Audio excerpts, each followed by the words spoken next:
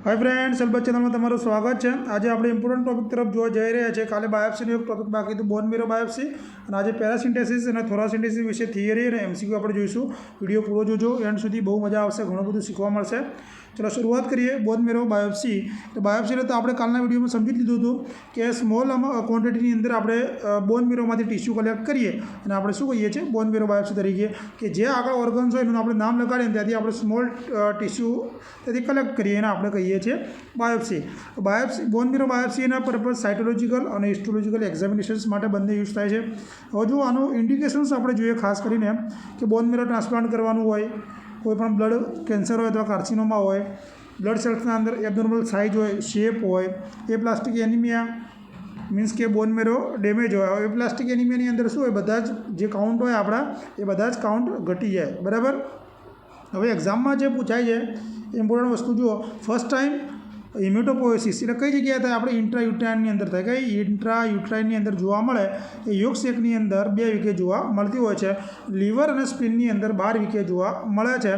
અને જે બોનમાં જોવા મળે છે એ ખાસ કરીને કયા પ્રકારના બોનની અંદર જોવા મળે છે?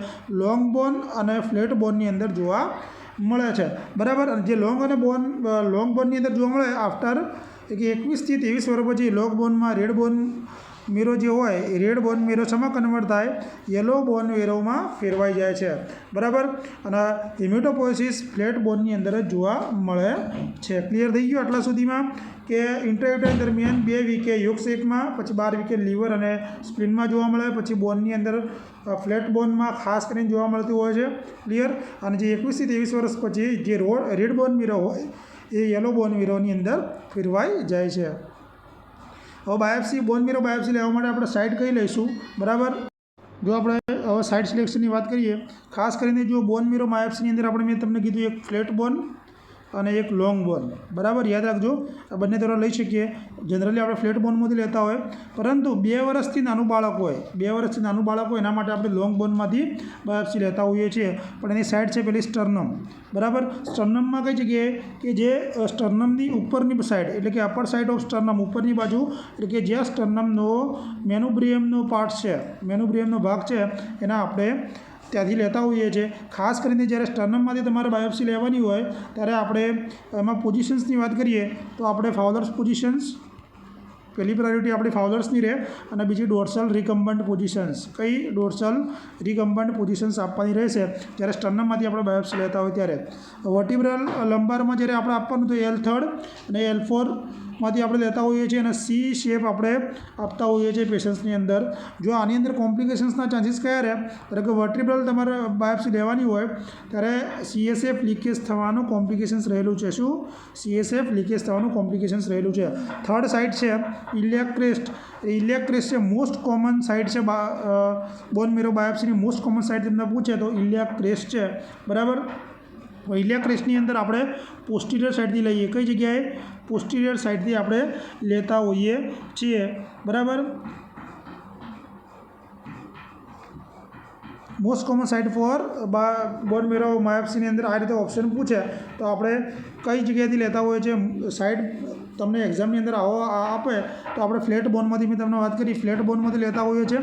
પરંતુ જો નાનું બાળક હોય 2 વર્ષ નાનું બાળક હોય તેને આપણે લોંગ બોનમાંથી લેતા હોઈએ છીએ। હવે ધારો કે તમને એક્ઝામમાં એવું પૂછે ભાઈ ઓબેસ પર્સન્સ હોય અથવા પ્રેગ્નન્ટ મધર હોય તો એમાં આપણે કઈ રીતે લઈશું? ધારો કે ઓબેસ પર્સન હોય તો એના આપણે એન્ટિરિયર ઇલિયાક ક્રેસ્ટથી લઈશું। બરાબર। કઈ જગ્યાએ? એન્ટિરિયર ઇલિયાક ક્રેસ્ટથી લઈશું અને પ્રેગ્નન્ટ લેડીની અંદર પણ આપણે એન્ટિરિયર ઇલિયાક ક્રેસ્ટથી આપણે લેતા હોઈએ છીએ। બરાબર। અને આની અંદર આપવાનું કારણ છે પ્રોન પોઝિશન્સ આપણે આપતા હોઈએ છીએ ઓબેસ પેશન્ટ્સની અંદર। કે પોઝિશન આપવાની? Prone position. તો પ્રોન પોઝિશન્સ આપવાનું હેતુ શું છે? કારણ કે પ્રોન પોઝિશન્સથી આપણે ઇઝીલી કલેક્ટ કરી શકતા હોઈએ છીએ। બરાબર। ચલો આગળ જોઈએ।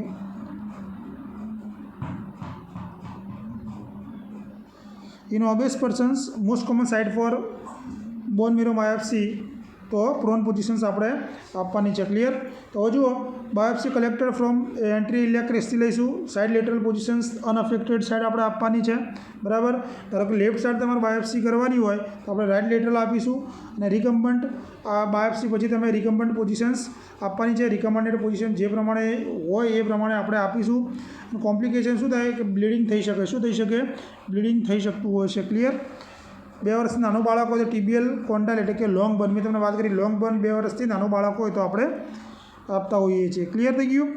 Biopsy collected in 7-year child site use for biopsy. 7 વર્ષનું બાળક હોય તમારે બાયોપ્સી લેવી હોય તો કઈ જગ્યાએ લેશો? ફ્લેટ બોન, ઇલિયાક ક્રેસ્ટ, સ્કેપ્યુલા કે પછી લોંગ બર્ન. બરાબર. જો આ ક્વેશ્ચન્સ પણ એક્ઝામની અંદર પૂછાયેલો છે. 7 વર્ષનું બાળક હોય તો આપણે ક્યાંથી લઈશું? ઇલિયાક ક્રેસ્ટ ઉપરથી લઈશું. ક્યાંથી લઈશું? ઇલિયાક ક્રેસ્ટ ઉપરથી આપણે લઈશું. ક્લિયર. આ રીતે MCQ આવતા હોય છે. પ્રોસિજરમાં જો અગાઉની જેમ પેશન્ટની આઇડેન્ટિફિકેશન્સ, કન્સલ્ટ લેવાની, અને આર્ટિકલ્સની અંદર કયા કયા લેશો આની અંદર? હવે જો આર્ટિકલ્સની અંદર નીડલ, તો નીડલમાં જામ સીધી નીડલ કે જે સ્ટ્રોંગેસ્ટ નીડલ છે યાદ રાખજો, અને 14 થી 16 ગેજની આપણે યુઝ કરતા હોઈએ છીએ. બરાબર. એટલે જામ સીધી નીડલનો ઉપયોગ કરીએ છીએ. બીટાડિન 10%, પ્રિઝર્વેટિવ એજિંગમાં 10%, ફોર્મ્યુલિન બધા જ બાયોપ્સીની અંદર આપણે યાદ રાખવાનું છે. અને સેમ્પલ કન્ટેનર લઈશું. 2% ઝાયલોકિન જેલી લોકલ એનેસ્થેસિયા માટે આપણે લેતા હોઈએ છીએ. અને પોઝિશન્સ આપવાની હોય તો એકોર્ડિંગ ટુ એના સિલેક્શન્સ પ્રમાણે આપણે પોઝિશન્સ આપીશું. અને કોમ્પ્લિકેશન્સની અંદર બ્લીડિંગ અને પેન જોવા મળે છે. તો સાઇડ સિલેક્શનની અંદર તમારે શું કરવાનું છે? એને પોઝિશન આપ્યા પછી આપણે નીડલ ઇન્સર્ટ કરીએ છીએ. બરાબર. અને સેમ્પલ માટે શું કરીએ છીએ? આપણે એસ્પિરેટ કરતા હોઈએ છીએ. કેટલું કરવાનું? કાલના વિડીયોમાં વાત થઈ 0.2 થી 0.5 ગ્રામ આપણે લેતા હોઈએ છીએ. અને એના સ્ટોરેજ ટાઈમ આપણે 7 દિવસ સુધી ફોર્મેલિનની અંદર આપણે 7 દિવસ સુધી એના સ્ટોર કરી શકીએ છીએ. 2 થી 8 સેલ્સિયસ ડિગ્રી. અને અમુક હોસ્પિટલની પોલિસી અલગ અલગ હોય તો એ પ્રમાણે થતી હોય છે. ક્લિયર. એટલે બાયોપ્સીનો આપણો લેક્ચર પૂરો. હવે જોઈએ આપણે પેરાસિન્થેસિસ. મોસ્ટ આઈએમપી ટોપિક છે, એક્ઝામમાંથી વારંવાર પૂછાય છે. પેરાસિન્થેસિસ એટલે શું? કે આ એવી પ્રોસિજર છે કે જેની અંદર આપણી પેરિટોનિયલ કેવિટી હોય એમાંથી આપણે ફ્લૂઇડને રિમૂવ કરીએ એને આપણે શું કહીએ છીએ? પેરાસિન્થેસિસ તરીકે ઓળખીએ છીએ. એના પર્પઝ શું છે? કે કોન્સ્ટિપેશન્સને ઓછું કરવા માટે, ડિસ્નિયા ઓછું કરવા માટે, ડાયગ્નોસ્ટિક પર્પઝ માટે, અને રિલીવ એબ્ડોમિનલ ઓર્ગન, જે એબ્ડોમિનલ ઓર્ગન પર પ્રેશર આવતું હોય એને દૂર કરવા માટે આપણે આ પ્રોસિજર કરીએ છીએ. ક્લિયર. હવે એક્ઝામમાં તમને એવું પૂછે ભાઈ લાર્જેસ્ટ સિરસ મેમ્બ્રેન કઈ છે? તો પેરિટોનિયલ કેવિટી. શું છે? લાર્જેસ્ટ સિરસ મેમ્બ્રેન પૂછે તો પેરિટોનિયલ કેવિટી છે. બરાબર. હવે ઇન્ડિકેશન્સ તમે કોના આપી શકો? જો એક તો લીવર ડિઝીઝ હોય, એસાઇટિસ હોય. એસાઇટિસ એટલે કે પેરિટોનિયલ કેવિટીની અંદર ફ્લૂઇડનું જમા થવું, કલેક્ટ થવું, એને આપણે શું કહીએ છીએ? એસાઇટિસ તરીકે ઓળખીએ છીએ. બરાબર. બ્લડ જે પેરિટોનિયલ કેવિટીની અંદર બ્લડ કલેક્ટ થાય એને આપણે શું કહીએ છીએ? હિમોપેરિટોનિયમ તરીકે આપણે ઓળખીએ છીએ. વોટર હાજર હોય પેરિટોનિયલ કેવિટીની અંદર તો પછી આપણે એને શું કહીએ છીએ? હાઇડ્રોપેરિટોનિયમ. શું કહીએ છીએ? હાઇડ્રોપેરિટોનિયમ. જો પેરિટોનિયલ કેવિટીની અંદર પાણી હોય તો. બરાબર. પછી એપેન્ડિસાઇટિસ રપ્ચર થઈ ગયું હોય, પેરિટોનિયલ ડાયાલિસિસ ચાલતું હોય તો આપણે આવી કન્ડિશન્સની અંદર પેરાસિન્થેસિસ કરવું પડે છે. બરાબર. પેરિટોનિયલ ડાયાલિસિસની અંદર શું હોય છે? કારણ કે પેરિટોનિયલ ડાયાલિસિસ ચાલતું હોય એટલે કે તે મોટા પ્રમાણની અંદર આપણે જે કેપિલરીઝ હોય, કેપિલરીઝનું નેટવર્કનું કેપિલરીઝ હોય, કેપિલરીઝના જાળાનું શું પ્રેશર આવતું હોય છે. બરાબર. પ્રેશર હાજર હોય છે. એટલા માટે આપણે આ કરવું ખાસ જરૂરી છે. જો પ્રોસિજર, હવે પ્રોસિજરમાં શું કરીશું? પેશન્ટ્સનું ઓળખીશું, કન્સન્ટ લઈશું, અને આર્ટિકલ્સ. જો આર્ટિકલ્સ ઘણીવાર પૂછાતા હોય છે. 14 થી 16 નંબરની નીડલ, બીટાડિન, ડ્રાય ગોઝ પીસ આપણે લઈશું. બરાબર. સેમ્પલ કન્ટેનર, પેરાસિન્થેસિસ ટ્યુબ અને ઝાયલોકિન ઇન્જેક્ટેબલ. બરાબર. હવે આપણે આગળ જોઈએ. જો આની અંદર તરફ તમને એમ પૂછે કે ભાઈ સાઇટને આપણે ક્લીન કરવી છે. બરાબર. પેરાસિન્થેસિસની અંદર તો કઈ રીતે કરશો? તો આપણે જે નિપલની જસ્ટ નીચે અને પેલ્વિક કેવિટી સુધી, નિપલથી જસ્ટ નીચે અને પેલ્વિક કેવિટી સુધી આપણે એને ક્લીન કરીશું. ક્લિયર. હવે પેશન્ટ્સને આપણે સર્જરી પહેલાં તૈયાર કરવાનું છે તો શું કરશો? કે જુઓ બધા હેર્સ જે હોય એ જગ્યા પર તો એને રિમૂવ કરીશું ટ્રીમર વડે. વાઇટલ સાઇન ચેક કરીશું. આ યાદ રાખજો, એક્ઝામમાં પૂછાય છે. અને એમ્પ્ટી ધ યુરિનરી બ્લેડર ખાસ યાદ રાખવાનું છે. પેરાસિન્થેસિસ વખતે આપણે યુરિનરી બ્લેડરને શું કરીશું? એમ્પ્ટી કરીશું. બરાબર. જો એના રિલેટેડ ક્વેશ્ચન જોઈએ. What is the important role of nurse before paracentesis? Check vital sign, empty the urinary bladder, give opioids કે પ્રિપેર ધ સાઇટ. તો આની અંદર આપણો જવાબ શું આવશે? કે મેં તમને અત્યારે વાત કરી એમ કે યુરિનરી બ્લેડરને આપણે શું કરવાનું છે? એમ્પ્ટી કરવાનું છે. બરાબર. આ રીતના MCQ નીકળ્યા છે. પ્રોસિજર જુઓ, એમાં પોઝિશન્સની અંદર ફાઉલર પોઝિશન્સ આપવાની છે ખાસ કરીને, બરાબર. ફાઉલર પોઝિશન્સની અંદર કઈ રીતે પેશન્સના જે હેડ હોય એ બેડ સુધી આપણે એને લઈ આવવાનું છે. અને બીજી પોઝિશન્સ આપણે સેમી ફાઉલર, એટલે બે પોઝિશન આપણે, પહેલી ફાઉલર પોઝિશન્સ અને જે માથું હોય પેશન્સનું શેક આપણે પથારીના કોર્નર સુધી લઈશું, અને બીજું સેમી ફાઉલર પોઝિશન્સ આપણે પેશન્ટને આપવાનું છે. આમ કરવાથી શું ફાયદો થાય કે ફાયદો એ થાય કે ગ્રેવિટી મેન્ટેન થાય. શું થાય? ગ્રેવિટી મેન્ટેન થાય, જેના પરિણામે જે લોઅર સાઈડ છે આપણી, લોઅર બાજુ શું થાય, ફ્લૂડનું સેટલ જોવા મળે, બરાબર. ફ્લૂડ શું થાય, સેટલ જોવા મળતું હોય છે. હવે જો સાઇડ સિલેક્શન્સની અંદર વાત કરીએ તો સાઇડ સિલેક્શનની અંદર આપણે અમ્બિલિકસ અને સિમ્ફાઇસિસ પ્યુબિસની વચ્ચે આપણે સાઇડ સિલેક્શન આપણે આની કરતા હોઈએ છીએ, બરાબર. અથવા તમે 1 ઇંચ અમ્બિલિકસથી નીચે અથવા 2 ફિંગર નીચે, એ રીતે તમે યાદ રાખી શકો કે અમ્બિલિકસથી 1 ઇંચ નીચે અથવા 2 ફિંગર નીચે આપણે અહીંયા એની સાઈડ નક્કી કરીશું, બરાબર. જો હવે નીડલ ઇન્સર્ટ આપણે કેવિટીની અંદર કેટલી 1.5 ઇંચ જેટલી કરીશું, કન્ટેનરના એબ્ડોમિનલ કેવિટીથી નીચે રાખીશું. આ ખાસ યાદ રાખજો, બરાબર. જો ક્વેશ્ચન જો during paracentesis what is the importance role of nurse? Check vital sign, check abdominal girth, check BP અને check urine output.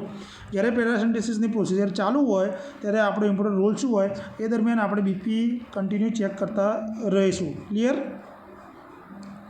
Amount of peritoneal fluid for sample માટે કેટલું લઈશું? 20 થી 30 ml. યાદ રાખજો.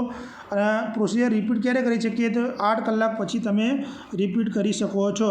અને ધારો કે તમારે થેરાપ્યુટિક યુઝ માટે લેવું હોય તો થેરાપ્યુટિક યુઝ માટે આપણે લઈએ છીએ 2000 ml એક સાથે, બરાબર. એટલે કે 2 લીટર તમે લઈ શકો છો, બરાબર, થેરાપ્યુટિક માટે. આમ સેમ્પલ માટે 20 થી 30 ml આપણે લેતા હોઈએ છીએ.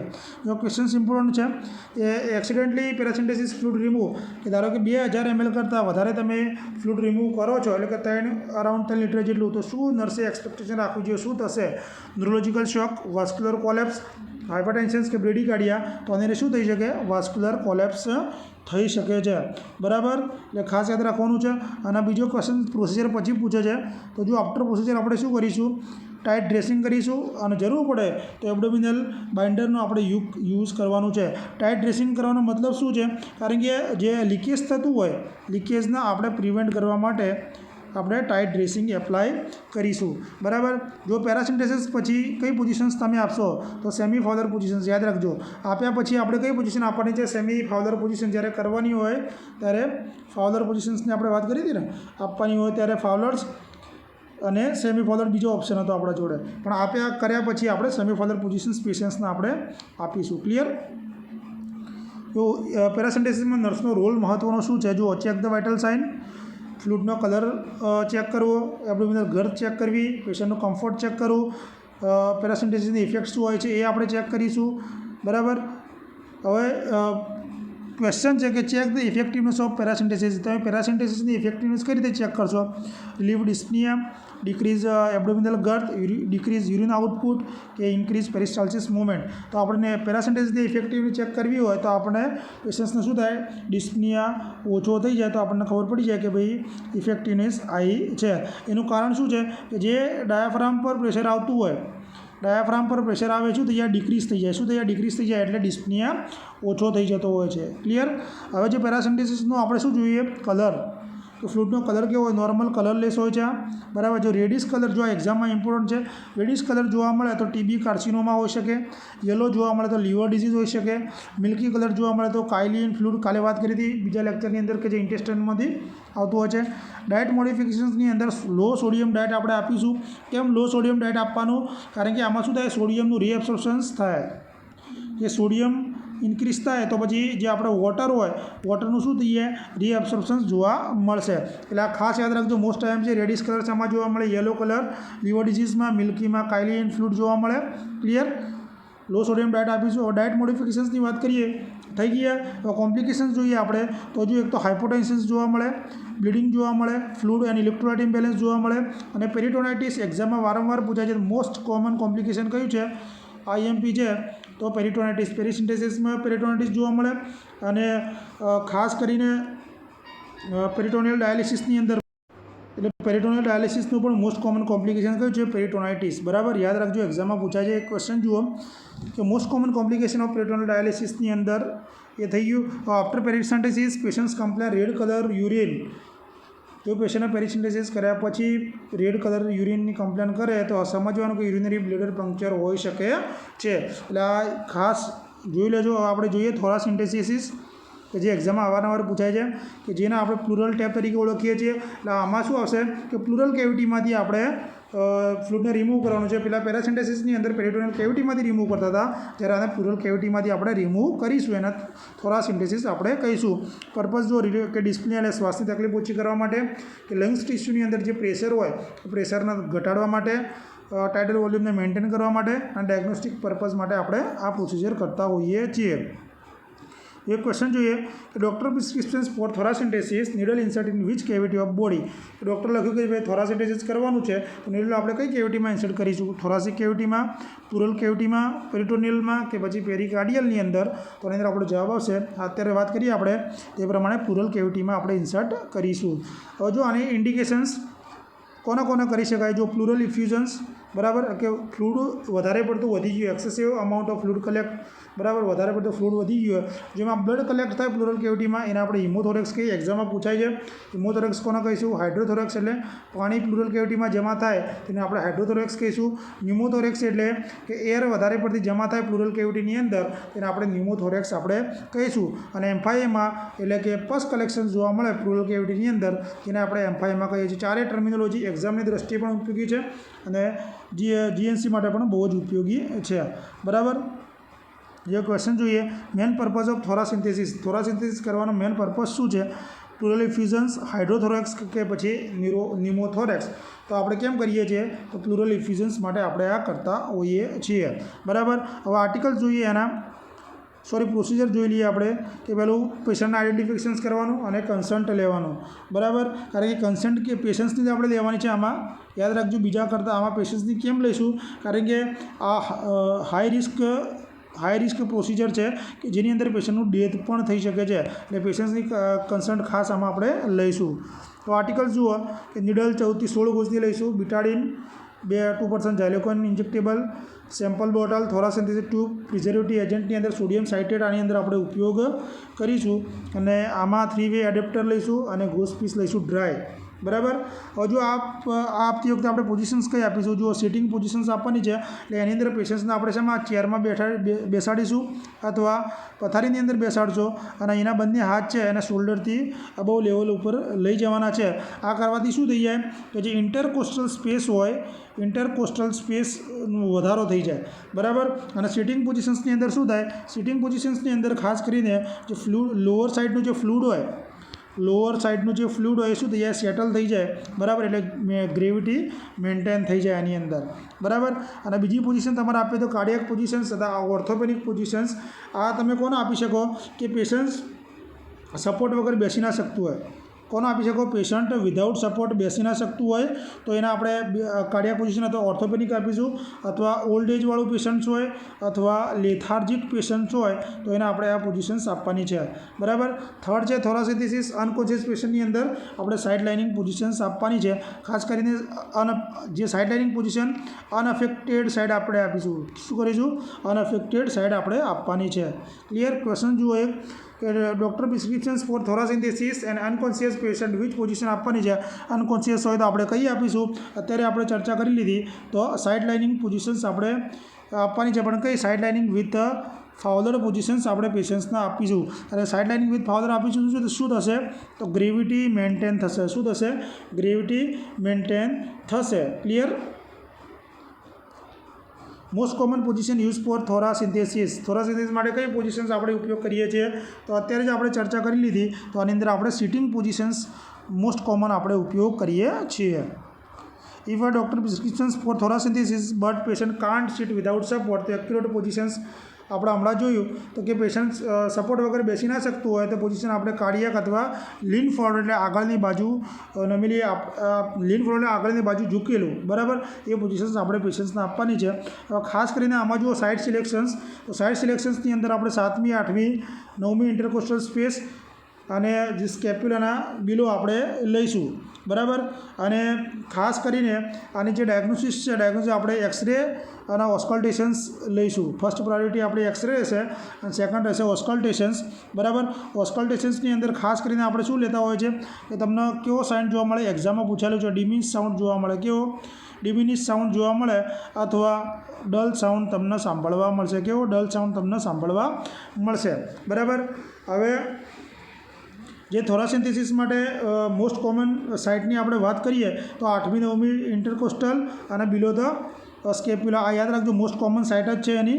અને ન્યુમોથોરેક્સની અંદર તમારે સાઇટની વાત થાય તો બીજી અને ત્રીજી ઇન્ટરકોસ્ટલ સ્પેસ એન્ટ્રીયર સાઇડ બાજુ આપણે લઈશું. કારણ કે શું હોય, ન્યુમોથોરેક્સની અંદર એર પ્રેઝન્ટ હોય મેક્ઝિમમ. બરાબર. એટલે અપર લોબની અંદર પ્રેઝન્ટ હોય એર, એટલા માટે આપણે બીજી અને ત્રીજી ઇન્ટરકોસ્ટલ લઈશું. મોસ્ટ આઈએમપી છે ન્યુમોથોરેક્સમાં આપણે કઈ જગ્યાએ લઈશું સાઇટ. બરાબર. ક્વેશ્ચન જુઓ એક કે patient shift in ICU after thoracic cavity surgery, nursing officer identified tube insert in second third. તો કેમ સેકન્ડ થર્ડમાં નાખી હોય, તો પેશન્ટ ન્યુમોથોરેક્સ અંડરમાં હોય તો આપણે બીજી અને ત્રીજી ઇન્ટરકોસ્ટલમાં આપણે નાખતા હોઈએ છીએ. સર્જરીની અંદર આપણે નાખેલું હોય તો પહેલાં આપણે પેશન્ટને શું કરવાનું છે કે સાઇટને આપણે ક્લીન કરવાની હોય, પછી નીડલને આપણે ઇન્સર્ટ કરતા હોઈએ છીએ અને ફ્લૂઇડને આપણે રિમૂવ કરતા હોઈએ છીએ. આ રીતના આપણે પ્રોસિજર કરતા હોઈએ છીએ. બરાબર. કારણ જે ફ્લૂઇડ હોય એને એસ્પિરેટ કરતાં આપણે એવોઇડ કરવાનું. કારણ કે એસ્પિરેટ એવોઇડ કેમ કરીશું, કારણ કે એમાં ટ્રેકિયલ ડેવિએશન થવાના ચાન્સીસ છે. બરાબર. અને વિડ્રો ફ્લૂઇડ પણ આપણે અમાઉન્ટ કેટલું લઈશું, તો ડાયગ્નોસિસ પર્પઝ માટે 20 થી 30 ml અને થેરાપ્યુટિક પર્પઝ માટે આપણે 1000 ml જેટલું લઈશું. અને મેક્ઝિમમ 1200 ml તમે લઈ શકો. યાદ રાખજો, થેરાપ્યુટિક પર્પઝ માટે 1 લીટર અથવા 1000 ml અને મેક્ઝિમમ 1200 ml સુધી લઈ શકો છો. અને ડાયગ્નોસિસ માટે આપણે 20 થી 30 ml જેટલું લેતા હોઈએ છીએ. આ પ્રોસિજર પછી શું કરવાનું છે કે ત્યાં પંક્ચર સાઇટ ઉપર આપણે ડ્રેસિંગ એપ્લાય કરીશું.